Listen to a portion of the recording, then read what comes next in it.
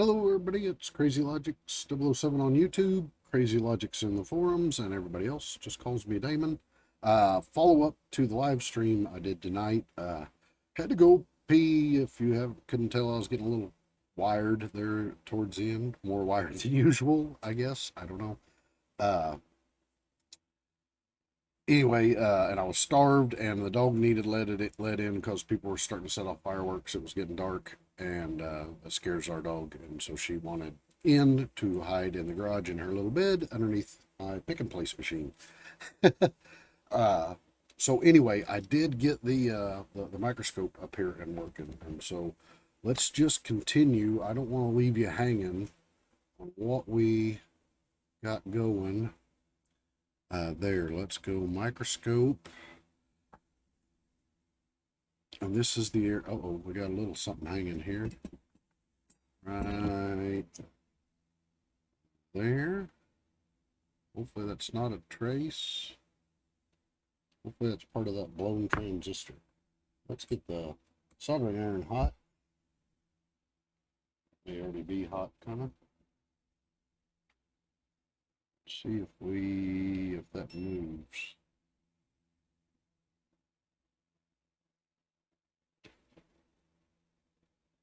Big. Yeah, I got it right off there. Sweet. So this is what I was talking about. The microscope really helps me, and the fact that I didn't have it rigged up properly for the live stream drove me nuts. Because I use this stupid thing a lot. I'm not perfect with it or nothing, and it's not an expensive, nice setup like Louis Rossman and all those other guys have. And most every other guy that does it for a living will have a good microscope. But I've got a cheap setup here. I probably got less than $100 in it for certain. I think maybe more like 80. I think I paid 60 for the camera setup with stand. I bought a Barlow lens. I'll kind of point this stuff out to you while we're here. While I'm chatting, I'm going to do a little work. I'm going to have them clean up these pads a little. And I use it a lot. A, because I can't see no more. And that's, not like I'm blind, but I mean, I can't see close up. Everything gets fuzzy. So looking at little bitty stuff is hard. And so I can just put this on my computer monitor and I can inspect. And if it's better than the eye loop because it's less strenuous on my eyes. So I got this stand that's here, the camera with the lens, and then I put a Barlow lens. These are PVC fittings here that I put some screws in to hold that on and then hold the LED ring that came with it. And I bought the Barlow lens, and then an adapter. HDMI goes to one of those cheap USB to HDMI video recorders. I used to have one for my main camera and one for this one. Plugged one into the USB 3.0 and one in the USB 2.0 so my computer can tell the difference and not screw up normally.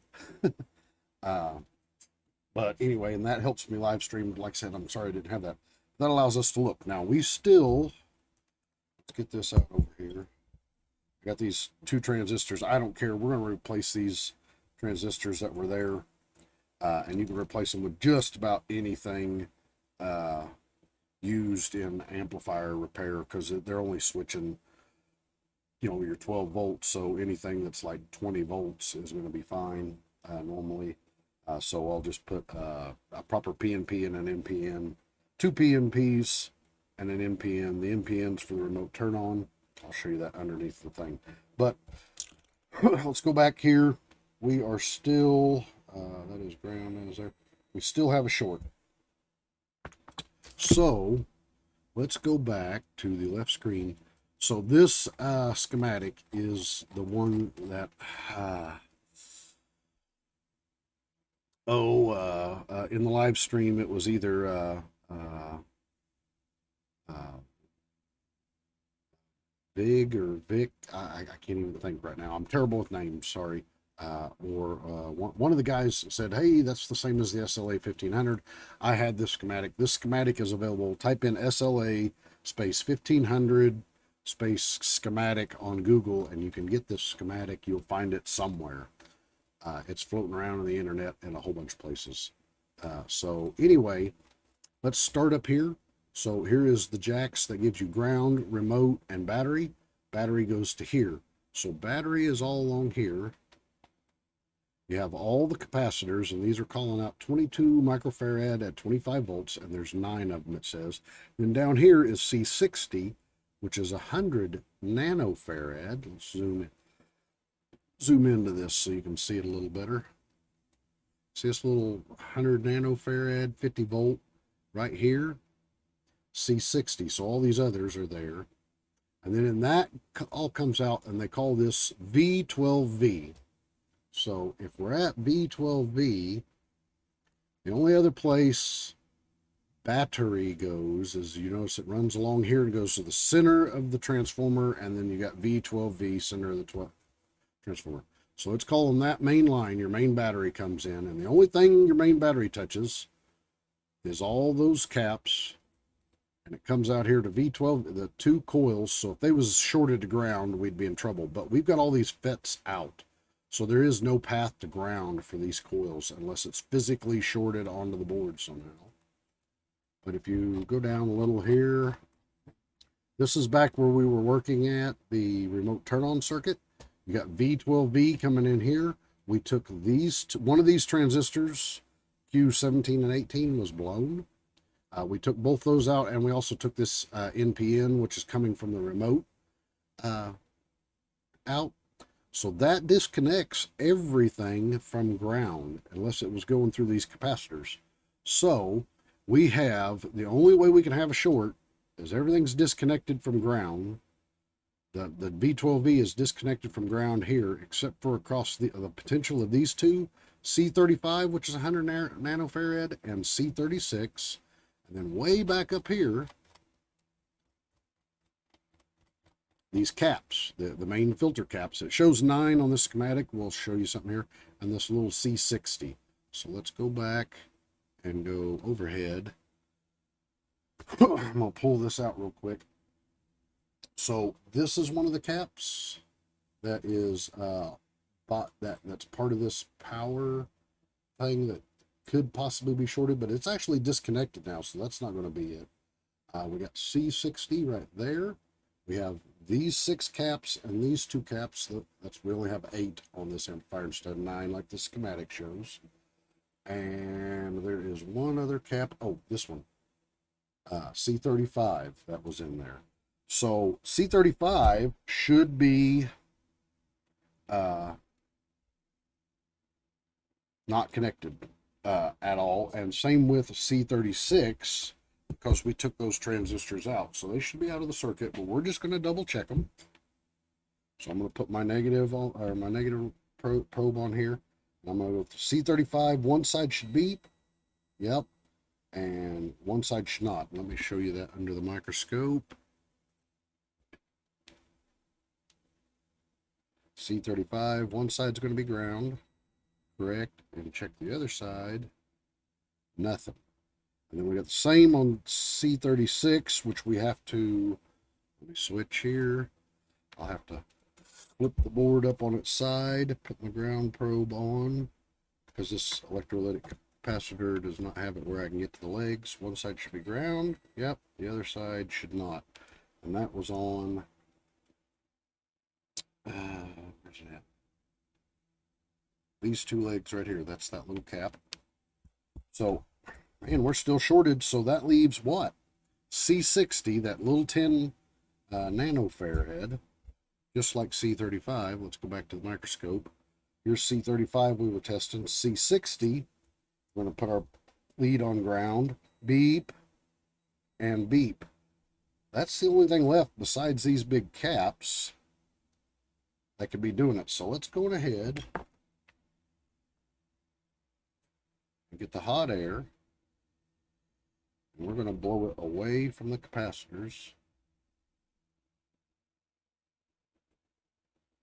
If we can, because you never want to overheat capacitors, electrolytic capacitors.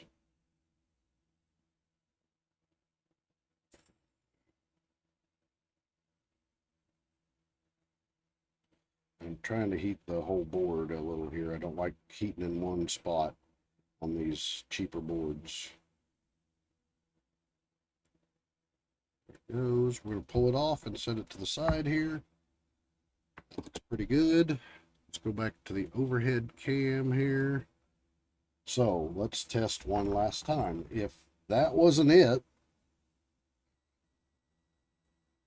it is not. Is that right? So it was not that.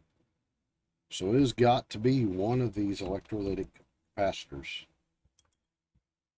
Is the only thing I can think of, because I can't find anything else hooked to 12V12 in the schematic.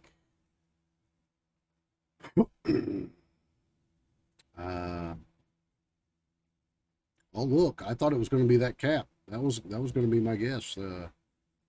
This cap right here, this little 10 nanofarad, I swore it was going to be that. So the only thing left is these caps, or a dead short somehow to ground underneath one of the transformers from wiggling. Is the only thing else I can think of. So I'm going to look and see and make sure. I'm going to move this tape. I'm going to make sure we don't like have something silly like a piece of wire or something here. I just don't see anything else. All right, I'm going to swing the old microscope out. I am going to pause here, and I'm going to go ahead and desolder these 6 caps, these 8 caps actually, and we'll see if that gets it away. When you come next, you'll see it here. So, all right, give me just a minute. Okay, we're back. Remove those 6 caps. They're right here. This cap, it's there. That cap, it's there. Reason why I paused it is because just desoldering it go faster, and then working the glue off it. Actually, the glue popped off real good. So we've got the multimeter here. Got this little capacitor I do need to save because that needs to go back in place. Turn my stuff off here. So back, we got, should show that if it's a dead short. We got ground, we got that. No short. Huh. So now we start going through these caps. I'm going ahead and put the negative probe on the negative side. That one's dead shorted.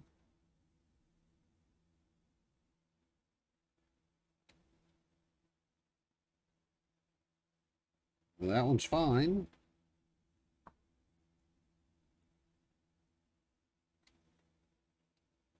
That one's fine.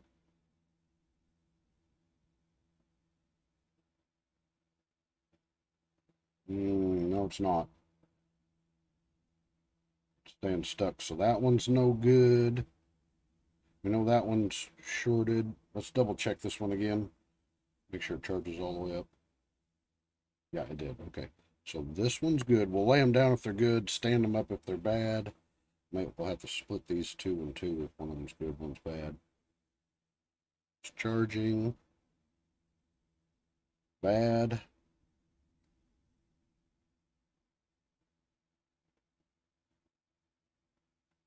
It's not going to make it to fully charged, I don't think. Nope, it's dropping again. So those are bad.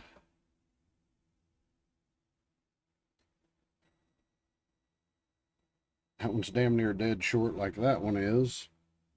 So all in all, almost all these caps are bad. I have not seen this before. New to me. So that one's not working worth a damn. Oh, pardon my French. Man, I've just been potty mouth here lately. So that one was okay. So we lay it down and we set this one up. So out of 8 caps, we got 1, 2, 3, 4, 5, 6. 6 were totally bad. Only 2 were okay. 2 of them were dang near dead short. Here's the crazy part about this is that aluminum electrolytic capacitors normally don't go short. Their ESR will go up, and then they start losing capacitance, and their ESR will get real high, and they will look like what you're seeing here. we can pull the ESR meter out. Okay, so one of the good ones here, these are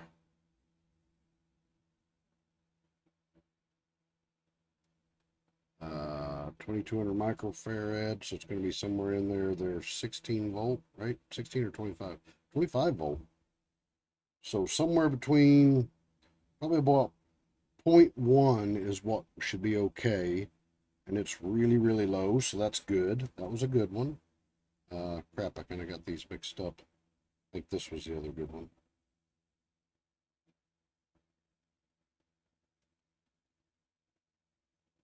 Uh-oh, that one's not so good. 1.7 ohms. We should have like 0.1. So let's go to one of these shorted ones. It's going to be read even crazier. Well, that one reads 0.13.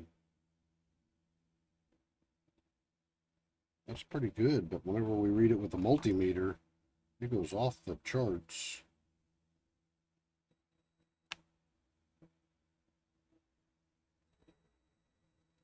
I'd say on such a shorted one, this can't read worth the darn.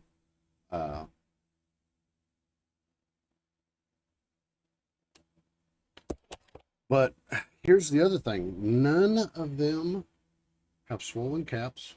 None of them have the bottoms forced out.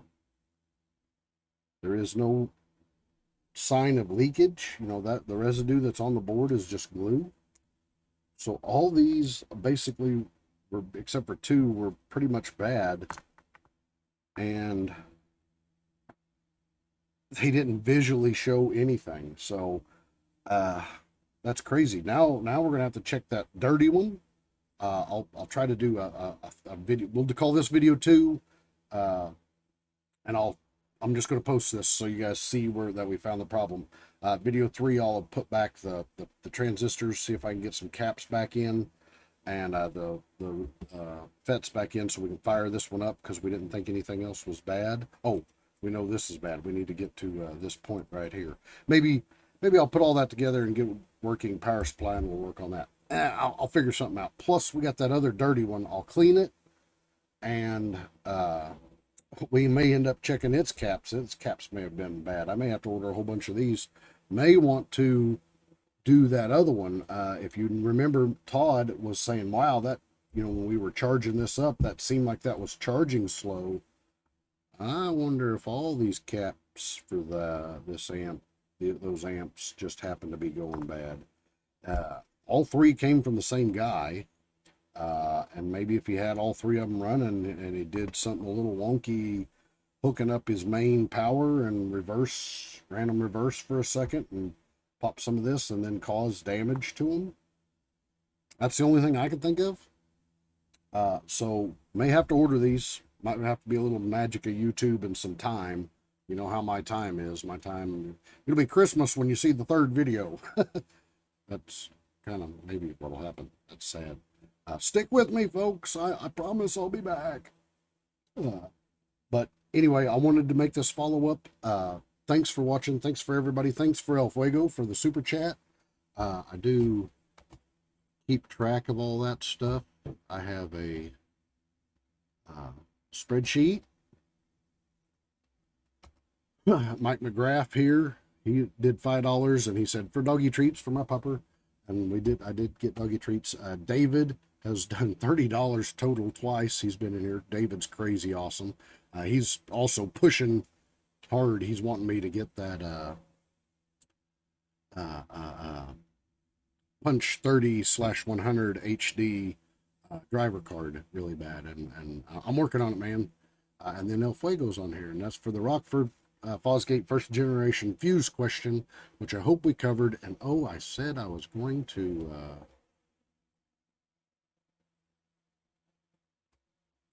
give you an answer there. Let me pause and I will get that answer. Okay, El Fuego, just in case you didn't get it, that small size fuse is called an AGA. So let's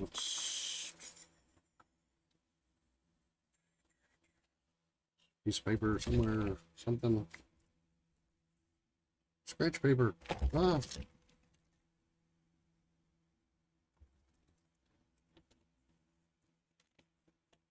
Here we go. A, G, A, or a 1, A, G. That is what those are called. It's an AGA or a 1AG. They're both the same. They were 3 amp, 4 amp, and 5. And then for the 45, 75, and 150, I believe that might have been 6. But you asked about the 45, so that'll be a 3 amp, AGA or 1AG. That is what that fuse size is called. So you can ask for it at the parts store, and that will fix your Rockford, or that will fix those internal rails. Somebody's popped it and they couldn't find them. You want to go ahead and restore those correctly, because they do protect the amplifier from overcurrent. If you run too low of an ohm load and crank it too much, it is handy. Though that's one of the reasons why a lot of guys like those amps. Some people you hear complain about those fuses popping all the time. It's because they don't realize, well, then I shouldn't be running the 75 and popping the fuses all the time. I should just upgrade to the 150, and that way I got enough power instead of trying to run it so dang hard. But that's the beauty of that, having those there. A lot of times those pop before anything lets go, so all you're out's a little tiny fuse instead of having to have your whole amplifier repaired. Fuses are important, folks. Fuses can lots of times prevent weird, explosions. There are some reverse protection diodes in amps and stuff, but fuse your amps. Don't burn your car down. Everybody stay safe on the 4th of July. Thanks for watching. Thanks, El Fuego. Thanks, Todd at Ellensburg, and thanks all the guys in the chat. Everybody was really awesome, asking questions and helping each other out, answering questions, and I love that. I love the community stuff that was happening, and so let's keep it up, and I'll keep trying to get some videos going. This has went on long enough. That answers those questions. We found the short. I can start putting this one back together. I'll make up a 3rd video going over what we learned on those others. Probably going to have to order some caps and do some magic. Oh, excuse me, magic of YouTube. I just ate. I was starved. Remember, I had to pee, let the dog in, eat.